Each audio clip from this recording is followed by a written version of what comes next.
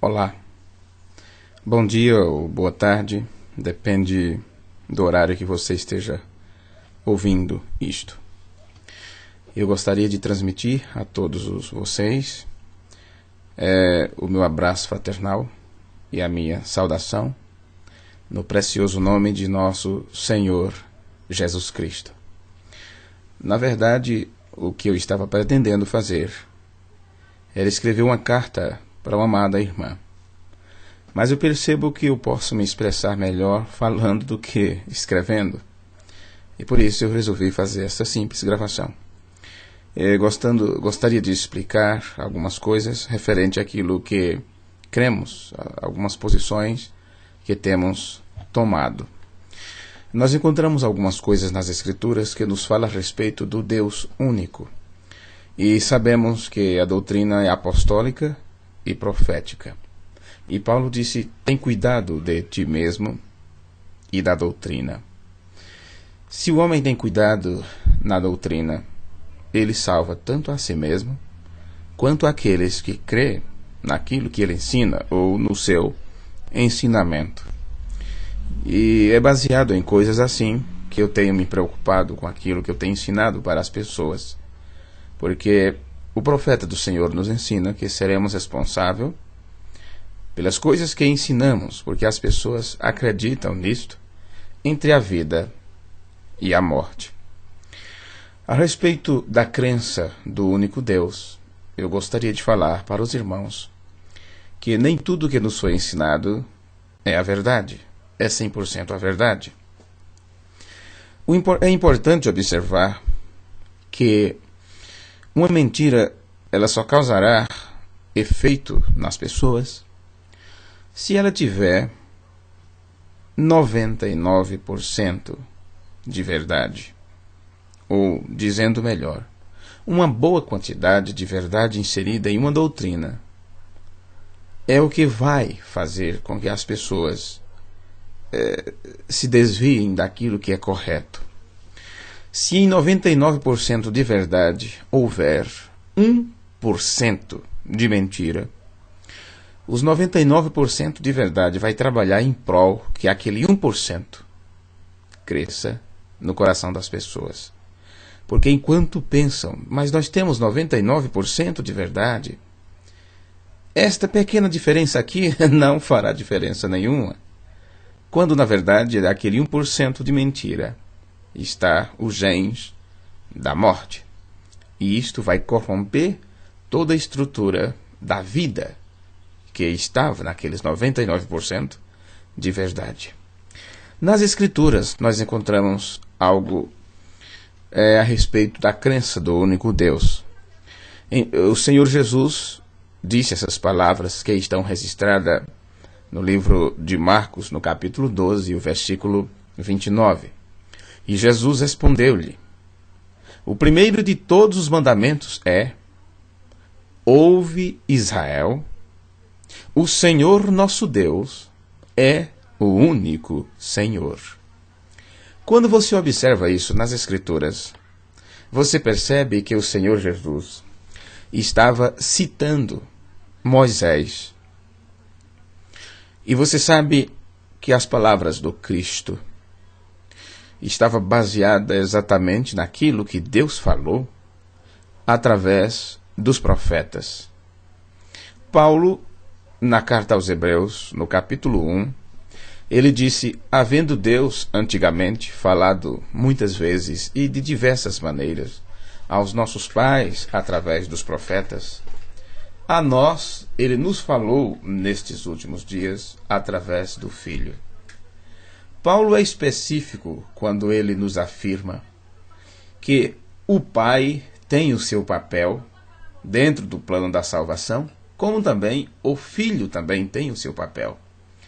E Paulo ele mostra na carta aos Hebreus que Deus, através de Jesus Cristo, ele fez todas as coisas. Ele diz: a quem constituiu herdeiro de tudo e por quem fez também o mundo. Recentemente, depois que o ministro viu a citação que eu tenho feito a respeito disto, que Deus criou as coisas através de seu Filho, Este ministro disse: prove-me onde foi que Deus criou as coisas através do Filho. Porque no pensamento deste colega ministro, Jesus Cristo é o próprio Deus. Se esquece das afirmações de William Branham, que diz que Jesus não podia ser seu próprio Pai, sendo que Deus é Espírito, e foi o Espírito que gerou a Jesus Cristo. Então nós temos aqui uma diferença entre o Pai e o Filho. E esta diferença, William Branham disse que era porque o Filho tinha um princípio, mas o Pai não. Então, se você observar as palavras do apóstolo Paulo, ele nos diz que Deus constituiu a Jesus herdeiro de tudo. Foi através dele que Deus fez, que Deus criou o mundo. E ainda é dito: a qual dos anjos Deus disse: tu és meu filho, hoje te gerei. Por que existe um hoje, falando de uma ocasião e de momento onde o filho foi gerado? Porque este filho estava no seio do Pai. E ele teve que sair do seio do Pai. Como se você é casado, você é um homem e é casado, você sabe que seus filhos estavam em você mesmo antes do matrimônio. William Branham explica isso em vários sermões, e ele cita para nós o caso de Levi, que é quando Abraão pagou os dízimos de tudo a Melquisedeque. Você sabe que Abraão gerou Isaac, Isaac gerou Jacó, e Jacó gerou Levi. E as escrituras dizem que Levi pagou os dízimos quando estava ainda nos lombos de Abraão. Então você vai perceber que teve gerações de pessoas ainda no futuro. Abraão gerou Isaac, Isaac Jacó, e Jacó gerou Levi. A tribo de Levi recebia dízimo das outras tribos. E por que isto? Porque quando ele estava em Abraão, ele já tinha feito a sua parte. Não é interessante sabermos que Jesus Cristo, o Filho de Deus, estava no seio do Pai? E ele teve que sair do seio do Pai, ele teve que se expressar para poder fazer o Pai conhecido. Então o que eu quero dizer para vocês com tudo isto é que quando nós viemos para a mensagem, há muito tempo atrás, a compreensão que os pregadores tinham da mensagem era diferente daquilo que realmente William Branham ensinou. Eu sempre costumo dizer para os irmãos que me questionam sobre estas coisas, eu sempre digo que quando a mensagem chegou no Brasil, nós tínhamos poucos sermões traduzidos, e por que não dizer mal traduzidos, mesmo os irmãos com toda a boa vontade possível, mas o que tínhamos no momento era aquilo, e com aquilo nós fomos muito beneficiados.